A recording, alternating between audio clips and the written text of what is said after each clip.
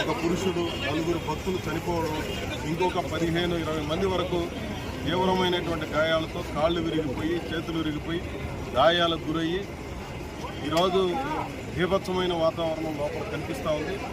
దీనికి ప్రధానమైనటువంటి బాధ్యత అధికార యంత్రాంగం యొక్క వైఫల్యం అనేది స్పష్టంగా కనిపిస్తూ ఉంది. ఇది ఏమాత్రం క్షంతవ్యం కాదు. ప్రతి ఏడాది లక్షల సంఖ్యలో భక్తులు వస్తారనే విషయం తెలిసినా ఈరోజు తగిన ఏర్పాట్లు లేకపోవడం అనేది ఏమాత్రం సరైనటువంటిది కాదు. చనిపోయినటువంటి కుటుంబాలను ఆదుకోవాల్సినటువంటి అవసరం ఉంది. క్షతగాత్రులకి నాణ్యమైన వైద్యం అందించాలి. ప్రభుత్వం యుద్ధ ప్రాతిపదికన వీళ్ళందరినీ ఆదుకోవాలని చెప్పి సిపిఎం పార్టీ తరఫున డిమాండ్ చేస్తారు. మొత్తం 4 చనిపోయినారు.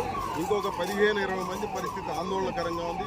వీళ్ళలో కాళ్ళు ఇరిగిపోయిన వాళ్ళు, చేతులు ఇరిగిపోయిన వాళ్ళు, తీవ్రమైనటువంటి గాయాలకు గురైనటువంటి వాళ్ళు రకరకాలుగా ఉన్నారు. వాళ్ళందరినీ కూడా ఈరోజు వైద్యులందరూ పెద్ద సంఖ్యలో వచ్చి వైద్యం అందిస్తున్నారు.